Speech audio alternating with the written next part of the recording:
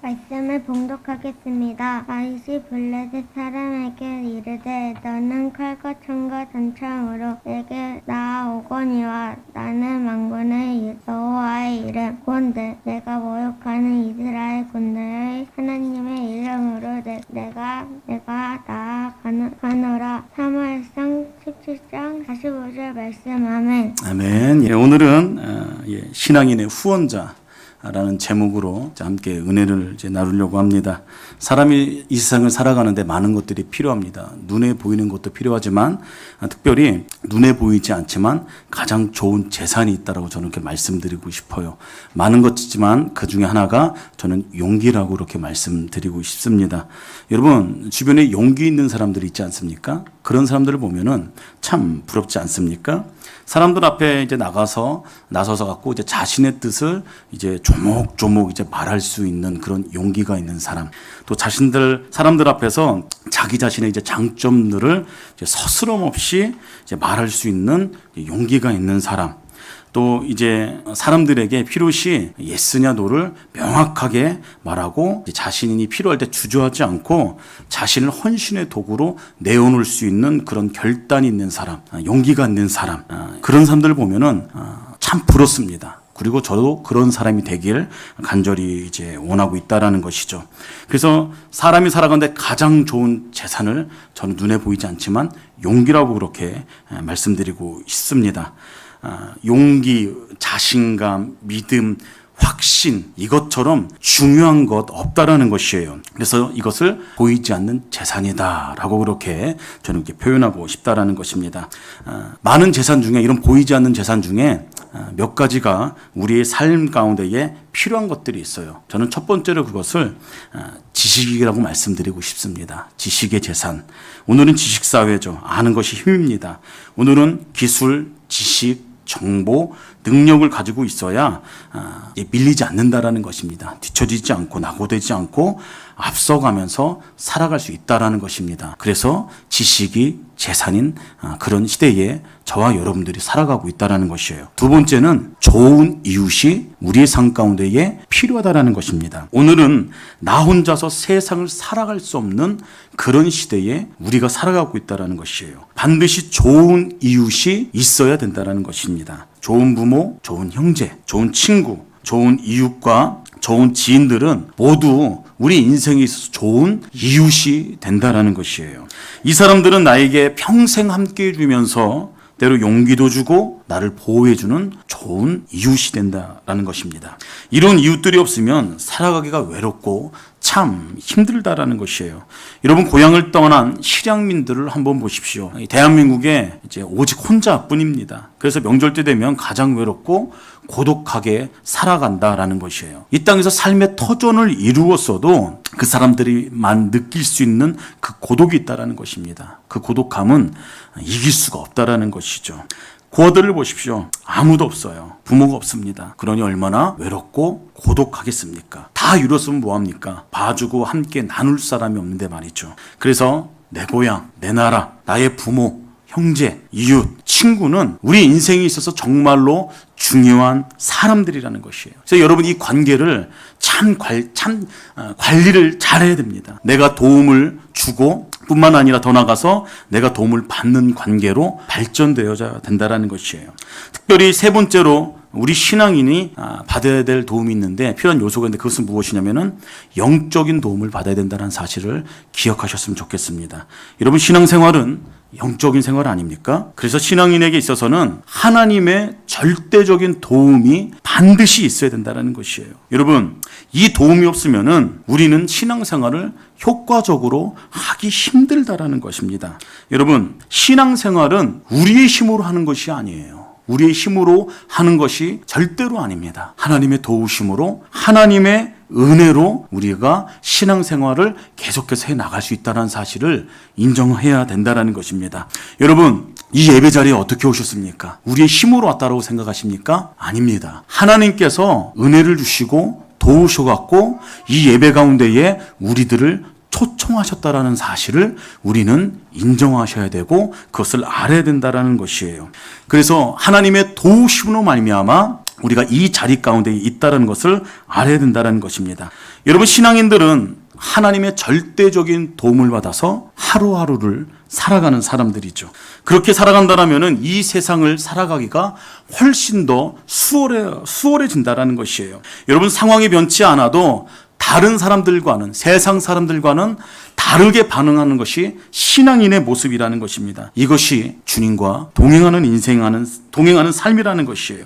이 힘을 누리고 이 힘을 받고 살아가는 삶이 바로 영적인 생활이요, 신앙인의 삶이라는 것입니다. 그래서 기독교인들은, 신앙인들은 하나님으로부터 오는 그 영적인 도움을 받아 하나님과 함께 하심을 누리면서 한 걸음 한 걸음 하루하루를 살면서 믿음의 발걸음을 걸어간다라는 것이에요. 신앙인의 생활은 거기로부터 시작되어야만 한다라는 사실입니다.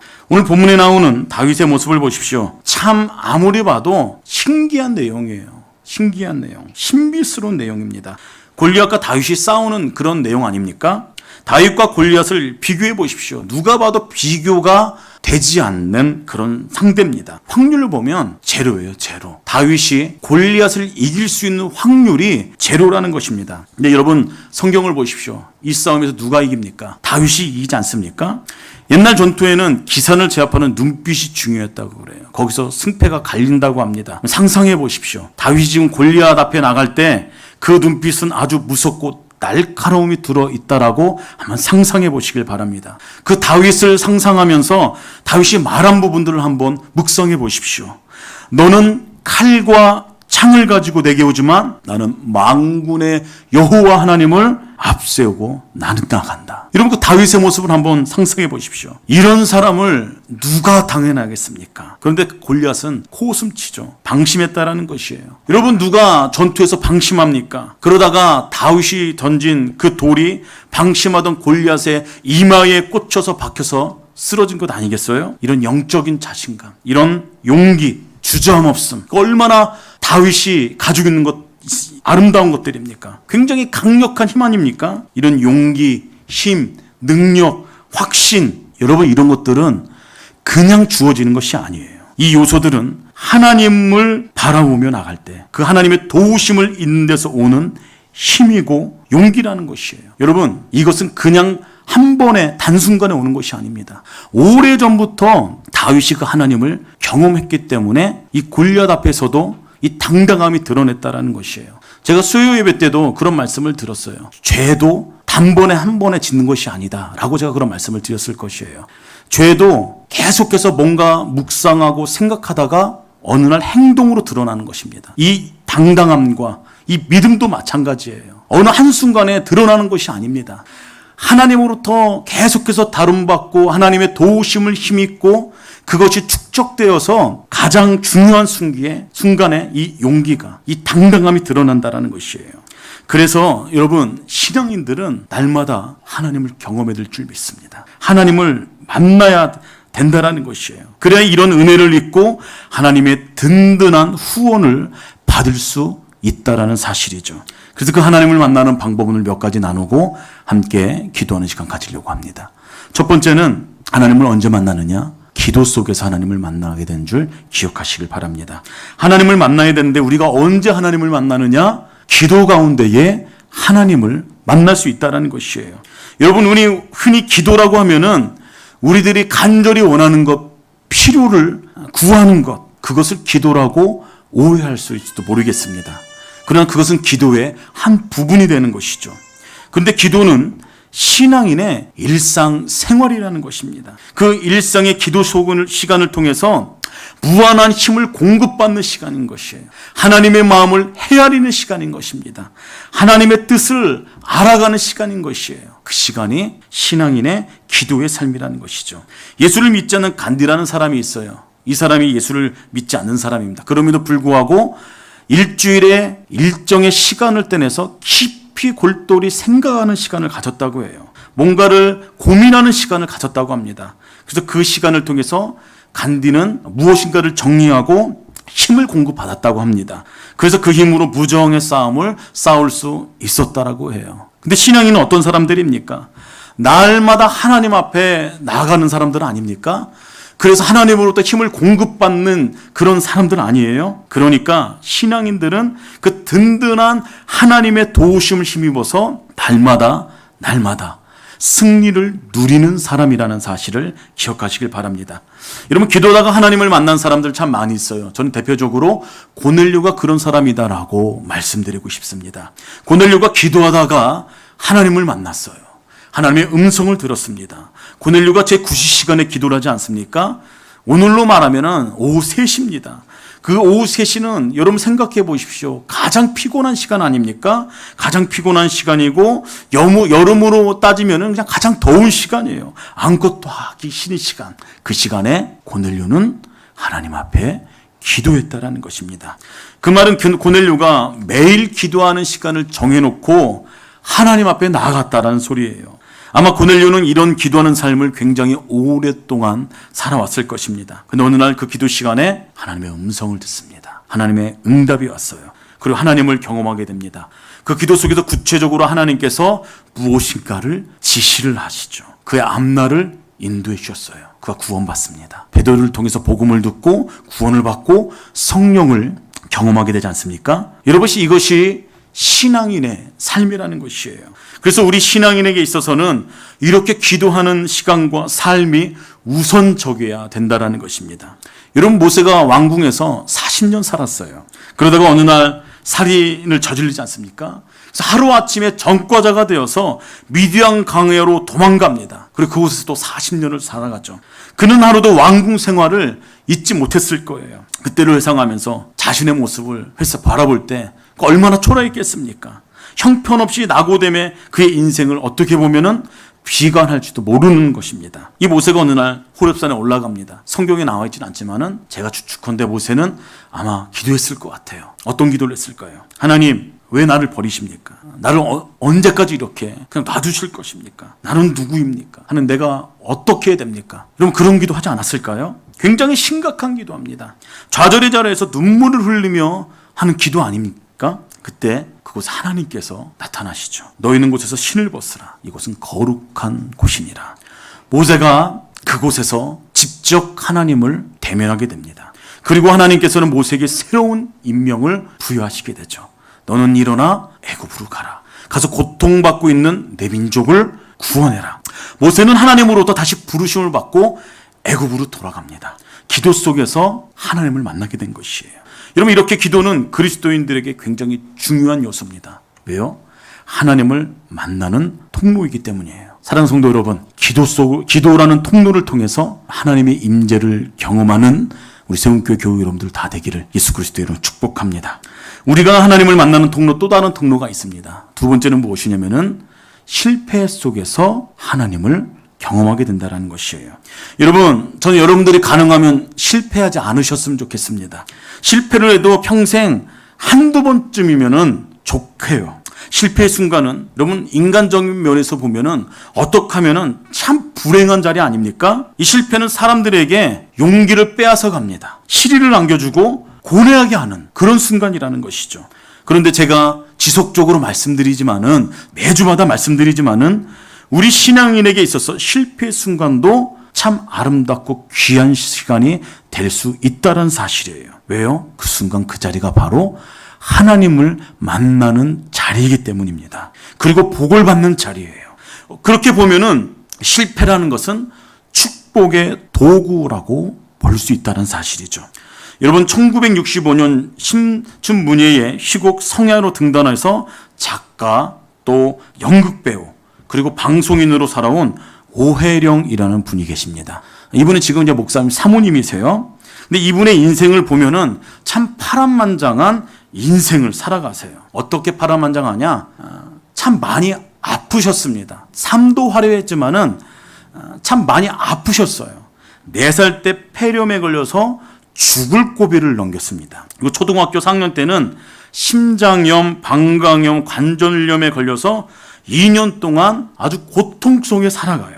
그리고 고등학교 1학년 때는 좀 마비 증세가 왔다고 그래요. 하반신에. 그래서 2년 동안 누워있다가 겨우 2발로 일어났다라고 합니다. 그리고 얼마 뒤에 또 불치병을 진단받고 2년 동안 누워서 이제 공부만 하면서 그렇게 삶을 살아갔다고 해요. 그리고 대학에 들어갑니다. 그리고 신촌문예에 당선되면서 한때는 기고만장할 때도 있었다라고 합니다. 그러다가 교통사고 당해서 한 달 동안 혼수 상태에 있다가 깨어났다고 그래요. 참 파란만장하지 않습니까? 그리고 그 다음에는 갑상선으로 고생하다가 겨우 낫는가 했는데 일주일에 후에 위암 판정을 받습니다. 얼마 못 산다는 판정을 받았어요. 이때가 한창 나이인 30대 때의 일입니다. 이분 기독교인이었습니다. 예수님을 섬기던 사람이었어요. 그때 이분께서 그렇게 기도했다고 해요. 하나님 선하신 분이라고 성경에 기록되어 있습니다. 하나님 자비하신 분이라고 성경에 기록되어 있어요. 저는 그렇게 배웠어요. 하나님 사랑의 하나님이라고 저는 그렇게 알고 있습니다. 근데 전혀 전 그렇게 인정이 안 됩니다. 웃기지 마세요. 하나님 웃기지 마세요. 그렇게 하나님을 저주하고 욕했다고 그래요. 여러분, 이분의 한 삶을 한번 보십시오. 저는 그냥 이해가 돼요. 그럴만도 합니다. 얼마나 화가 났겠어요. 얼마나 원망스럽겠습니까? 얼마나 분노스럽겠어요. 누구를 향해서요? 하나님을 향해서요. 하나님을 향해서. 그런 상황에서 위암이 임파선암으로 번져갑니다. 그래서 이분이 자살을 기도해요. 자살을. 아파트에서 추락하려는 이제 그 순간에 경비원이 발견하고 실패를 하게 됐죠. 그 뒤로도 이제 자살 시도가 있었는데 번번이 실패했다고 그래요. 그때 이분이 또 기도했다라고 합니까? 하나님 당신 도대체 누구십니까? 누구기에 내가 죽으려고 하는데 이것조차도 막으십니까? 괴로워갖고 울고 짖으면서 하나님 앞에 항의하다가 기도한 거겠죠. 불만을 토로하면서. 그러다가 지쳐서 잠을 잤다고요. 잠을. 근데 꿈속에 어거스틴의 참회록의 한 구절이 보였다고 합니다. 그러고 나서 어디선가 그녀의 목덜미를 낚아채는 강한 손길이 느껴졌다고 그래요. 방바닥에 나동거려졌습니다. 근데 이 여인이 깨닫기 시작해요. 하나님께서 삶과 죽음에 개입하신 분이라는 것을 깨달았습니다. 그러자 그 마음 가운데에 그동안 자신의 삶을 비관하면서 하나님에 대해서 저주하고 원망했던 것들이 두려움으로 다가오기 시작했어요. 지난날의 죄들이 주마등처럼 지나갔습니다. 이때 이 여인이 했던 것이 있어요. 며칠 동안 눈물을 뿌리며 회개했다라고 합니다. 하나님, 제가 잘못했습니다. 제가 잘못 생각했습니다. 그래서 한 가지 더 깨달았다고 합니다. 육체적인 어떤 이제 질병의 문제가 아니라 영적인 나의 병든 모습, 이 모습이 치료받지 못하면 구원도 없다라는 사실을 뼈저리게 느꼈다고 해요. 그 가슴을 치면서 두려움을 가지고 하나님 앞에 회개하면서 기도했다라는 것이에요. 이제 시간이 지납니다. 시한부 인생이었어요. 시간이 지나요. 어느 날 기도와 찬양으로 예배를 드립니다. 그런 중에 온몸에 오한이 왔다고 그래요. 근데 이 여인이 생각합니다. 이제 하나님께서 나를 부르시는구나. 여기가 끝이구나. 나는 하나님의 부름을 받는구나. 죽음을 예감하면서 기다리고 있는데 웬일입니까? 겨드랑이에 임파선 암덩어리가 만져지지 않는 것이에요. 놀란 가슴을 쓸어내리면서 다른 부분도 만져봤습니다. 몽골이 없어졌어요. 어깨에 복수가 심하던 몽골이 있었는데 그것도 사라졌어요. 또한 복수로 차오르던 배가 푹 꺼지기 시작합니다. 그동안 가빴던 숨도 고르고 평안을 찾게 됐다는 것이에요. 이 여인이 놀랐습니다. 그리고 주님 앞에 묻습니다. 주님, 이게 어떻게 된 일입니까? 그리고 감사한 나머지 서원 기도를 하나님께 드렸다는 것이에요. 제 인생은 덤으로 얻은 인생입니다. 덤으로 얻은 인생 앞으로 소외자들과 제가 일평생 살겠습니다. 라고 그렇게 고백했다고 합니다. 이 오령 씨가 이렇게 고백했어요. 또 제가 삶의 에너지를 받는 것은 잠이나 먹는 것이 아닙니다. 세상의 그 어떤 것이 아니라 나의 힘의 활력은 오직 하나님으로부터 옵니다. 그분의 도우심으로 말미암는 것입니다. 그분 안에 거하는 것만으로도 제 안에 한없는 평안을 경험합니다. 여러분, 절망의 뒤편에 희망의 빛은 이렇게 실제로 존재한다는 것이에요. 육신의 구원을 넘어 영혼의 구원에 초점을 맞추기 시작했을 때에 이 여인이 하나님의 큰 도우심을 입었다라는 것이에요. 여러분, 이처럼 참 처절하게 하나님을 만나는 분들도 계세요. 만나는 분들도. 뭐 잘못된 게 있겠습니까? 그냥 병들어서 일평생 연약한 육신 갖고 살다가 죽을 병에 걸려갖고 하나님 앞에 원망했는데 어떻게 보면 당연한 것 아닙니까? 근데 나중에 하나님 만나고 보니까 회개 기도가 나왔다는 것이에요. 회개 기도가. 하나님, 제가 잘못했습니다. 그러다가 하나님의 도우심을 입었던 사람의 간증이라는 것이에요. 참 어렵게 삶을 살아나가가 하나님을 만난 사람도 있어요. 또 어떤 분은 쉽게 하나님을 하나님의 은혜를 경험한 사람도 있죠. 이건 큰 은혜고 축복인 것이에요. 아무튼 간에 우리가 하나님을 경험한다라면은, 하나님을 만난다라면은 일평생 동안 그 은혜를 가지고서 감동을 누리면서 감격하면서 우리가 그 주님과 동행하면서 살 수 있다는 것이에요. 여러분, 그 감동을 가지고 감격을 가지고 하나님 마음을 헤아리면서 우리가 실패 가운데에 하나님을 만난다라면, 또 기도 가운데 하나님을 만난다라면 그렇게 살아가는 것이 건강한 정상적인 신앙인의 삶이요, 하나님과 동행하는 영적인 생활이라는 것을 기억하시길 바랍니다. 이 은혜와 축복이 여러분 인생 가운데 경험되어지기를 예수 그리스도 이름으로 축복합니다. 마지막으로 세 번째는 하나님을 섬기는 가운데에 우리는 하나님을 경험케 된다는 사실 또한 기억하시길 바랍니다. 성경을 보십시오. 하나님을 섬기다가 사역하다가 하나님을 만나게 된다는 것이에요. 구약 성경에 보면 대부분 그런 경우 아닙니까? 엘리사와 엘리야가 그런 대표적인 사람이고, 출애굽 과정을 보아도 그렇습니다. 얼마나 실감나게 하나님께서 나타나시고 이제 개입하시고 그런 모습들을 성경에서 발견할 수 있습니까? 근데 여러분, 사실상 오늘은 이렇게 눈에 보이게 막 불이 떨어진다든지 홍해가 막 갈라진다든지 이런 모습들은 그렇게 쉽게 보이지 않습니다. 소낙빛처럼 폭포수처럼 그렇게 나타나기보다는 오늘날 우리의 영혼 깊숙한 가운데에, 우리 마음 가운데에 감격으로, 우리 가운데 당당함으로, 우리 가운데 용기로, 우리의 삼천 영역 가운데에 그렇게 드러나게 되는 줄 믿으시길 바랍니다. 하나님을 섬기다가 사역 중에 하나님을 만나게 된다는 것이에요. 사역 중에 만난 가장 극적인 경우가 저는 바로 오늘 본문이라고 생각합니다. 다윗과 골리앗과 싸울 때 말이죠. 골리앗과 다윗의 싸움은 처음부터 비교가 안 되는 싸움 아니었습니까? 다윗이 막대기를 들고 이제 물맷돌을 들고 나가니까 골리앗이 방심합니다. 다윗을 아주 우습게 봐요. 호순칩니다. 그런데 다윗의 태도를 보십시오. 당당합니다. 이런 용기가 어디서 생겨났겠어요? 너는 창과 창을 가지고 나오지만 나는 만군의 하나님 여호와 그 이름으로 내가 나아간다. 여러분, 이런 당당함 있는 사람, 영적인 용기가 있는 사람, 이런 당당한 사람, 그러면은 이 사람은 당연할 사람은 단 한 사람도 없다라는 것이에요. 그래서 다윗이 보기 좋게 골리앗을 이겼다라는 것입니다. 여러분, 이런 용기, 배경, 후원이 신앙인들에게는 절대적인 것이죠. 절대적인 것.